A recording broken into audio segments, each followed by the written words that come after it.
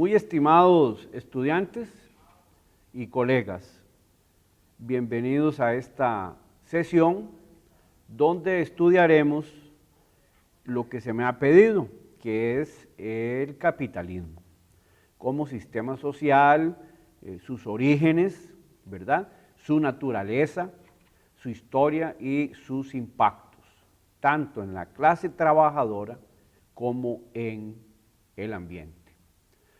Tema del cual no podemos hoy prescindir, porque uno de los grandes impactos del proceso de acumulación capitalista es justamente el impacto ambiental que hoy conocemos como cambio climático. Es una máquina, el proceso de acumulación de capital es una locomotora que a su paso todo lo sacrifica en nombre de la ganancia, que es lo que el capitalismo busca, la ganancia. Ningún otro sistema social en la historia humana hizo eso. Y aquí vamos a estudiar que esa ganancia surge de el plusvalor del trabajo no pagado al obrero, al trabajador, al campesino que trabaja en la piñera, que es ya un obrero del proceso de acumulación, ¿verdad?, en esa área de la economía. Es lo que en economía se llama el sector primario de la economía, sigue siendo la agricultura en las contabilidades de todo el mundo. Y el sector secundario sigue siendo la industria, ¿verdad? El sector terciario son los servicios, ¿verdad? Ahí se genera ganancia por la diferencia de cuánto compro y cómo vendo, pero no se genera plusvalor. El plusvalor se genera en el sector primario y en el sector secundario. Así que este material les va a servir para su formación, para estar haciendo círculos de discusión y para seguir creciendo en el conocimiento de lo que es esta sociedad en la que vivimos, que tiene un sistema que se llama capitalismo. Este sistema tiene 7 siglos, ya vamos a detallar. Y en estos momentos es un sistema social que está bastante, no solo hostil, sino en su etapa final, afirman muchos teóricos. Por lo tanto, es un sistema peligroso, que golpea hacia todos lados y que siempre ha resuelto sus crisis cíclicas, que se dan cada 40, 50 años, con la guerra. Siempre ha resuelto sus crisis con la guerra, con la industria de guerra, que es una gran máquina de acumulación. Entonces, esto como una introducción general para estos videos que estamos haciendo para ustedes. Quiero recordar en esta primer filmina los objetivos del curso. Ustedes los pueden ver ahí. Cuando se hace el curso completo en un fin de semana o en 2 días, aquí lo vamos a resumir. Se identifican primero los principios y rasgos fundamentales del capitalismo, desde diferentes posturas críticas. Eso es un gran objetivo.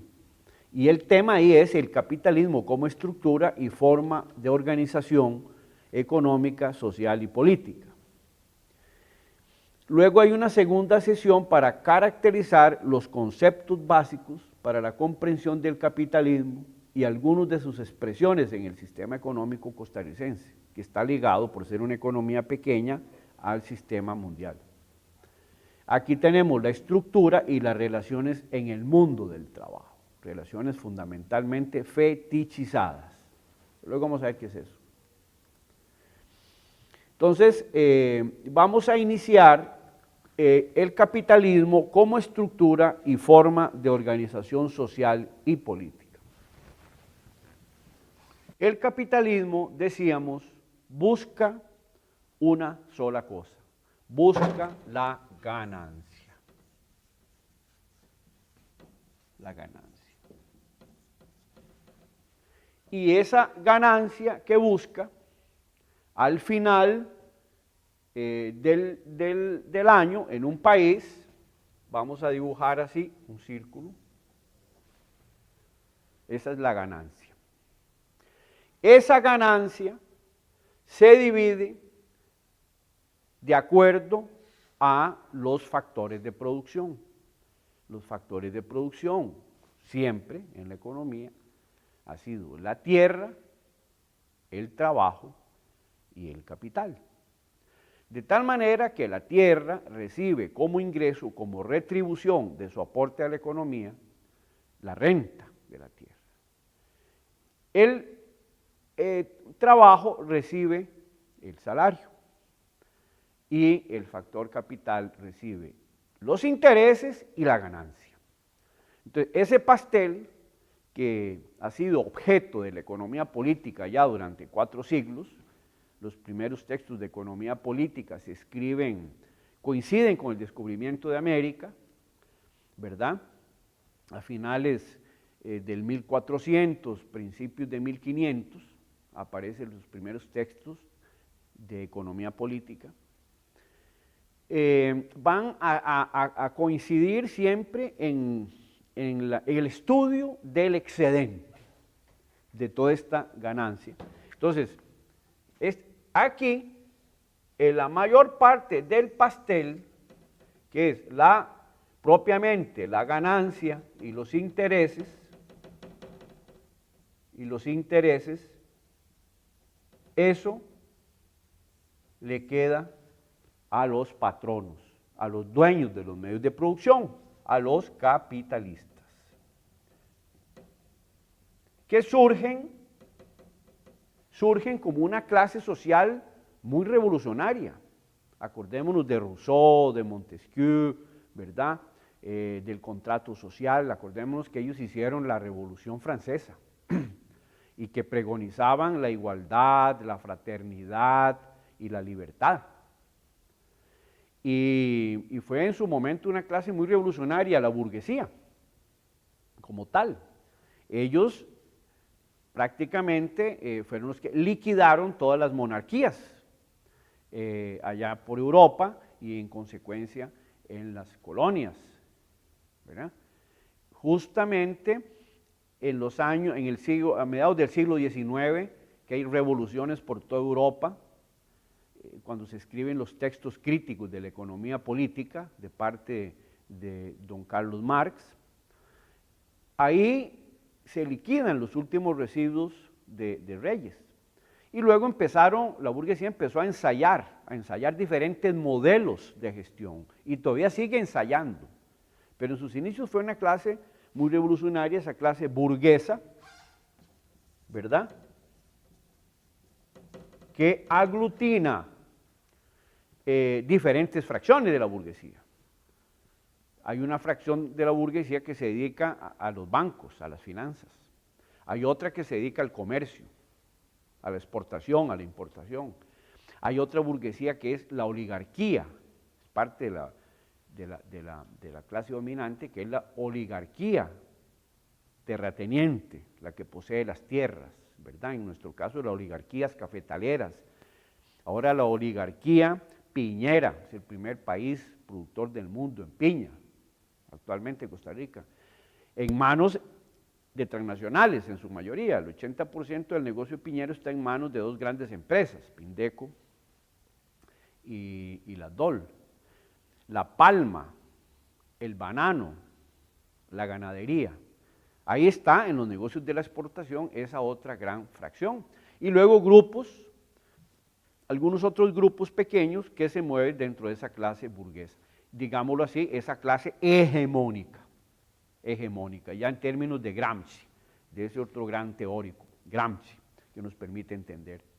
Claro, entonces esa es la clase dominante, ese es el bloque hegemónico, que pone a su disposición un Estado, ¿verdad? Y que muchas veces ellos pretenden que haya una educación que sirva a sus intereses para defender una cierta concepción de sociedad y una cierta visión de mundo, ¿verdad? Por otra parte, aquí tenemos, esto podemos hacerlo, vamos a hacerlo más grande. Aquí tenemos, luego, a las clases subalternas. Vamos a poner aquí los terratenientes,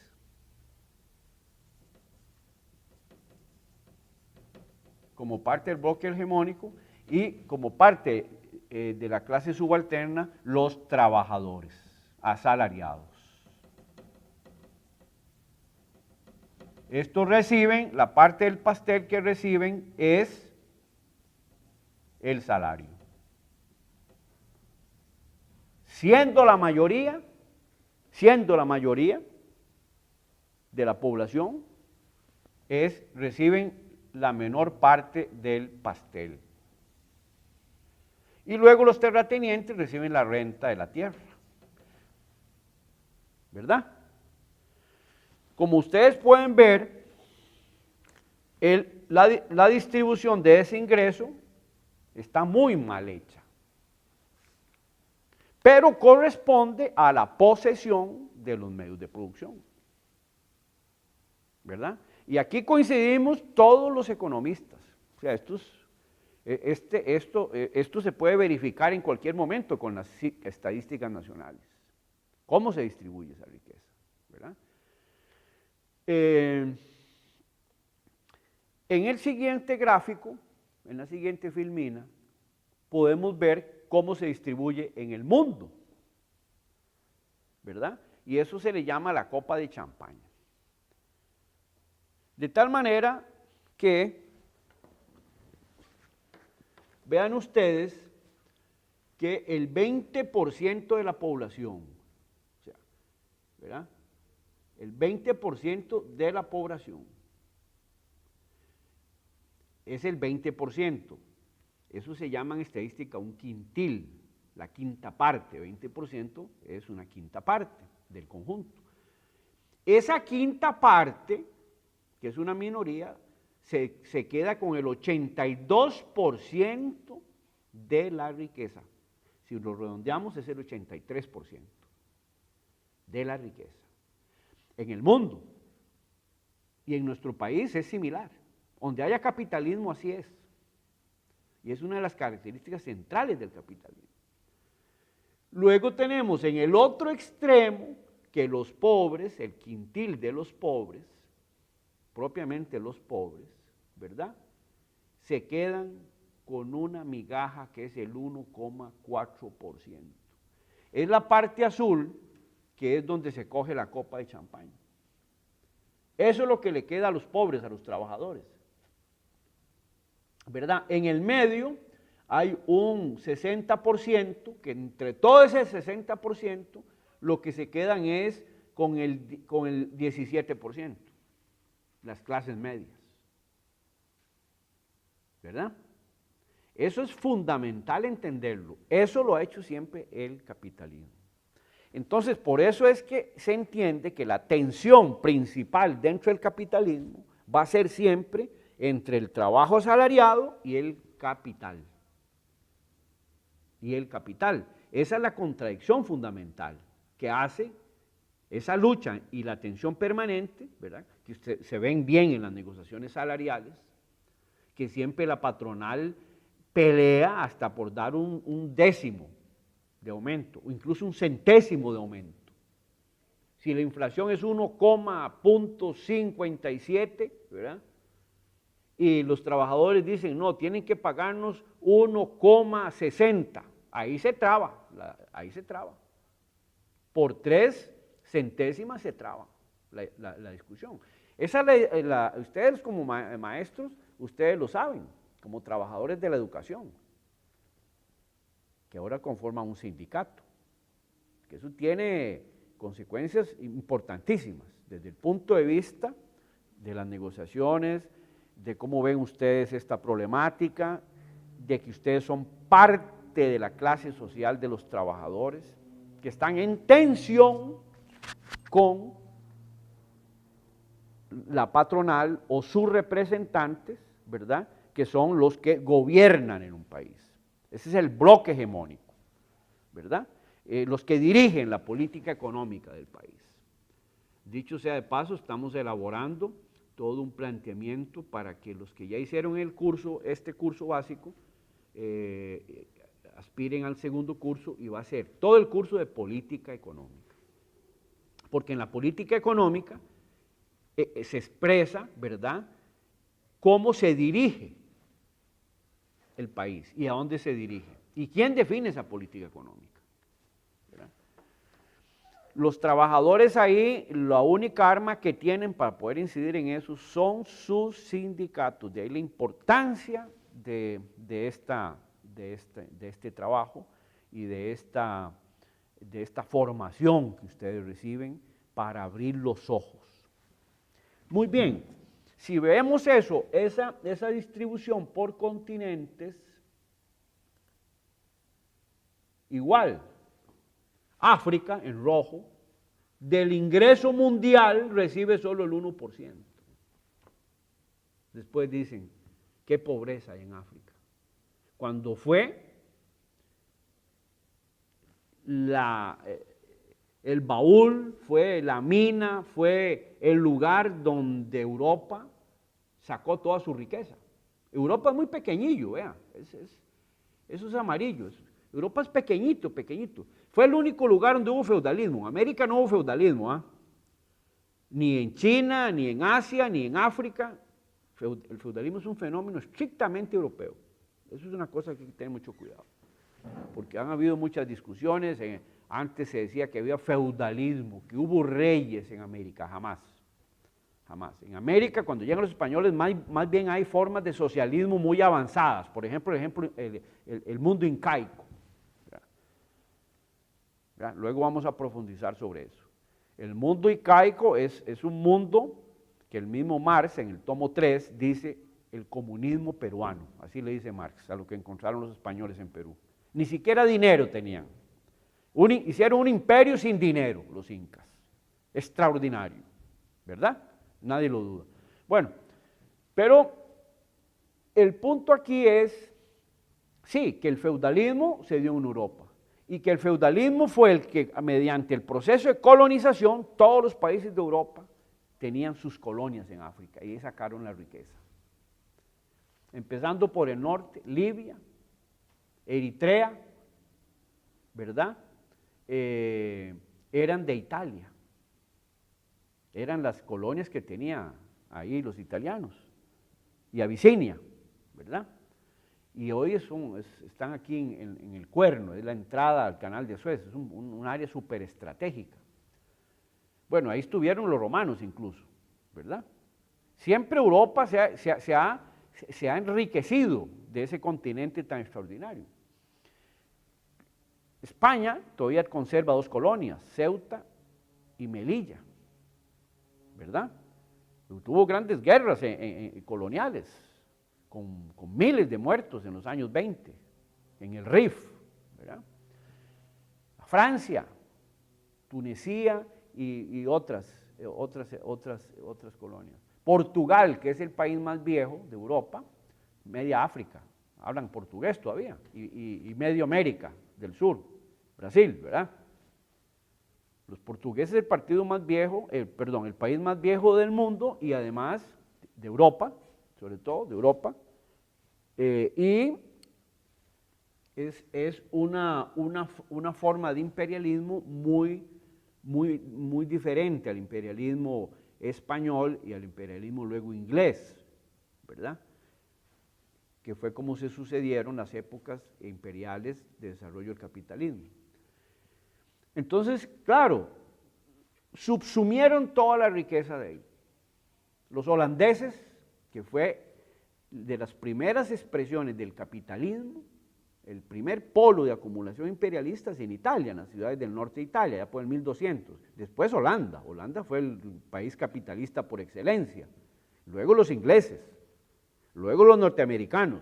El imperio inglés absorbió, cuando venció Inglaterra a la Armada Invencible española, que la destrozó, 4.000 buques destrozaron. Entonces ahí subsumió a todo al imperio español y al imperio portugués. y se erige en el gran imperio, ¿verdad? Que conquista Norteamérica. Y luego, hoy, el imperio norteamericano, y se discute si lo sucederá una nueva forma de economía capitalista, que no se puede llamar imperialista, que es China, que ya le ha ganado en más de un indicador, en algunas cosas ya la primera economía del mundo, el primer ejército del mundo, el país más poblado del mundo, el país con el partido político más grande del mundo, que tiene 80, 90 millones de militantes, el Partido Comunista Chino, porque ahí manda el Partido Comunista Chino, aunque a la gente no le guste, el que fundó Mao Zedong, y esa fue la bandera que ellos pusieron, y siguen siendo un partido marxista-leninista. Entonces esas cosas hay que decirlas para entender qué es lo que está pasando en el mundo. Entonces, esa es una sucesión de los modos de producción imperialistas que se fueron sucediendo así muy rápidamente, pero que crearon esa desigualdad. Por eso se habla de un primer mundo, que son los países desarrollados de la OCDE, ¿verdad? Un segundo mundo, ¿verdad?, pobre, y un tercer mundo, que podría ser América, y un cuarto mundo, que es en África. África no hay proyecto económico que prospere. Sudáfrica, ¿verdad?, básicamente, y Libia, que era el país más desarrollado y más rico cuando estuvo Gaddafi de África. Nos guste o no, esas son las cifras. Era el país más desarrollado de África. Incluso superaban muchas cosas a Sudáfrica. Pero bueno, los intereses europeos y norteamericanos logran vencer y destruir ese modelo alternativo, ¿verdad?, por el petróleo. Y así seguimos viendo cómo Europa trae el petróleo de Asia, trae el petróleo de África, trae el petróleo de Arabia, y los Estados Unidos detrás de todo eso, ¿verdad? Los Estados Unidos de todo el mundo y sobre todo de América. Entonces, ese es el fenómeno de la distribución de la riqueza a nivel global. Veámoslo aquí un poquito más. En este gráfico, en esta filmina, se establece una diferencia entre los ricos, igual, los súper ricos. Entre los súper ricos tienen el 40% y apenas son el 0,6%, ni siquiera el 1% son de súper ricos. Pero tienen casi la mitad de la riqueza. Claro, por ejemplo, la familia Rothschild, que es la familia de los grandes banqueros, ¿verdad? La familia inglesa de la reina, de Windsor, los Rockefeller, ahí están ellos, ¿verdad? No son muchos, son unas 10, 15 familias que controlan las grandes corporaciones del planeta. Es el poder detrás del poder, se hace lo que ellos dicen. Ese es el poder detrás del poder, ¿verdad? A muchos de ellos se les ha prohibido, prácticamente los chinos han prohibido y los rusos han prohibido que miembros de estas familias entren a esos países, incluso en la India. Porque la India, China, Rusia, Brasil y ahora Inglaterra, que se fue con ellos, hasta tienen ya otras monedas, han prohibido el uso del dólar, ¿verdad? Están respaldando el uso del petro, que es una moneda, la única moneda de un país que es una criptomoneda virtual, pero con respaldo en la riqueza petrolera de Venezuela, en este caso, que ha sido un bombazo eso, ha sido una cosa increíble, los economistas no habíamos previsto bien eso, y hay grandes sorpresas con eso. Entonces, por esa vía se han ido poniendo medidas de contención a nuevos proyectos políticos, nuevos países, que se llaman los BRICS, enfrentando esa situación. Entonces, vean ustedes, esos son los súper ricos. Y los ricos, que son el 7,5%, tienen el 43% Entonces, entre súper ricos y ricos tienen el 83% de la riqueza. ¿Qué es esa gran tajada? Yo me quedé pequeñito en el gráfico ese que hice. Entonces, en este bloque, colegas, amigos, hemos identificado cuál es la característica principal del capitalismo. La ganancia, cómo se distribuye el excedente y entre quiénes se distribuye. En el próximo módulo vamos a empezar a conversar de la historia de cómo empezó eso. Muchas gracias.